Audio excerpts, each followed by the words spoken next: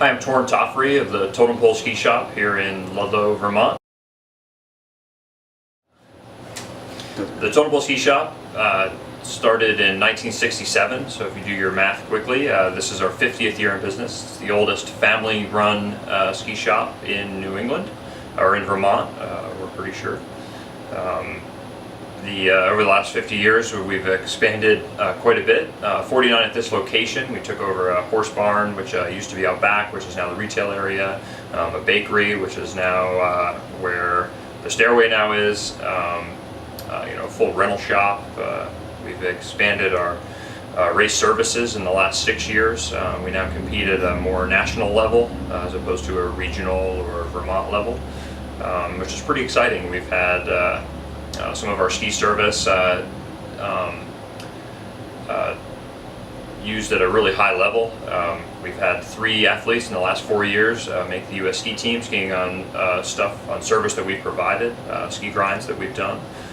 It's a really exciting time for us right now. We've expanded our freestyle offering in the last 10 years, kind of right in the cutting edge of twin tips. When they first started becoming mainstream, we were way ahead of the curve. It's been really exciting over the last 10 years since I've been managing the store, or 14 years, to see the kids progress and make national level podiums. What's new at the Totem Pole Ski Shop? Pretty exciting. This machine behind me with the blue glass doors is Montana Sapphire. It's the most advanced automated stone grinder in the U.S. currently. We just got it in the store at the end of last season. It's the only one in retail actually in the world right now. There are plenty of Sapphires around, and there's even bigger machines, but this is the first one in the U.S. to offer fully electronic dressing of the stone and fully electronic dressing of the base bevelers, giving us a precision that's and an accuracy above the competition by quite a bit. It's been a little bit of a learning curve. The Swiss were just here working on some grinds with us. We're working with some athletes trying to dial the machine in. It's so much more precise that we've had to really rework a lot of our structures that we've been using in the past to adapt them to this new machine. It's been a ton of fun, and we're certainly excited for some snowfall. Ski service, ski tuning is an important aspect of any athlete in snow sports, whether it be a snowboard, a ski, an alpine ski, a freestyle ski, or even a Nordic ski. Ski service is of huge importance, and it's important for the athletes to realize what it takes to tune their skis properly, and eventually from the young ones, and as they develop into older athletes, U16s and U19s and older, at least on the alpine side, is that they start tuning their own skis and start understanding that. The advice I give to most parents is use the KISS method. Keep it simple.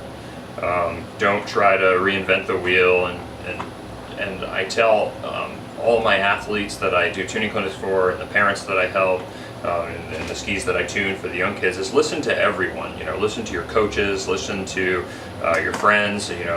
Try and pick up tricks of the trade as you tune skis. I see time and time again, some of the mistakes I see is putting too much pressure down on the file guide, which can kick the file up, not using an appropriate clamp to keep the file on the ski, as well as not peeling back the second edge. Of course, we provide a service to pull that back, but eventually you're going to hit that with your file.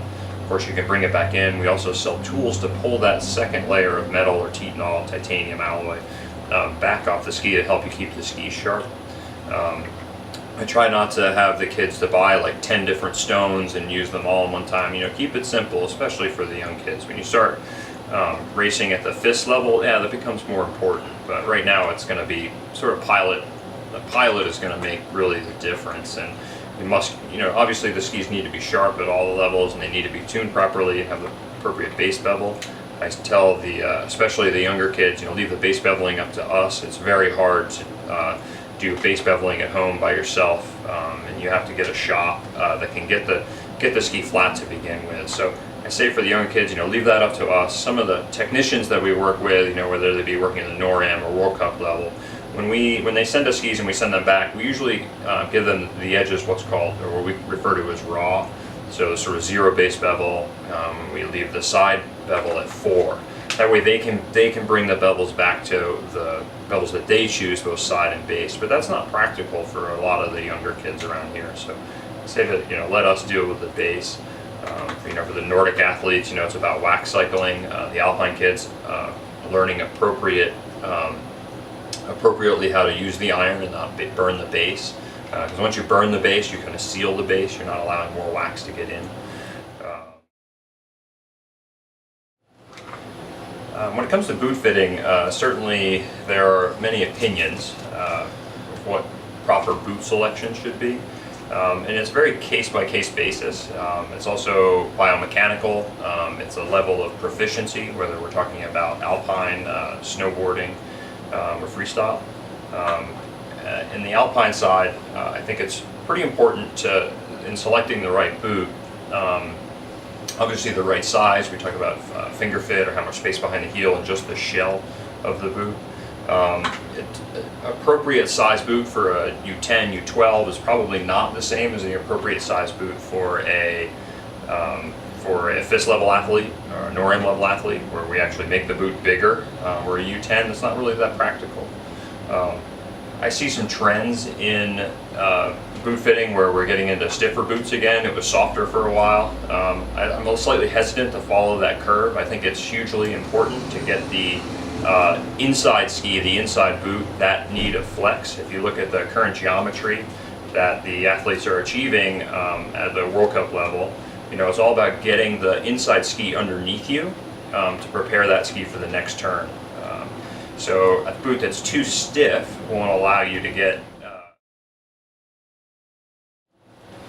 the coach-athlete shop relationship is an important one. It's an important one to keep strong. I tell parents a lot that athletes need to know, or they need to learn, about their equipment and about what the shop has done for the equipment, and how they're working with the equipment, and to let the coaches know what the shop and or you are doing with the equipment. It should be a triangle, a circle together. We're really excited to see how the athletes do and work with the ones that need a little help, and help the better ones achieve a higher level. And thanks very much for coming into the store and checking us out.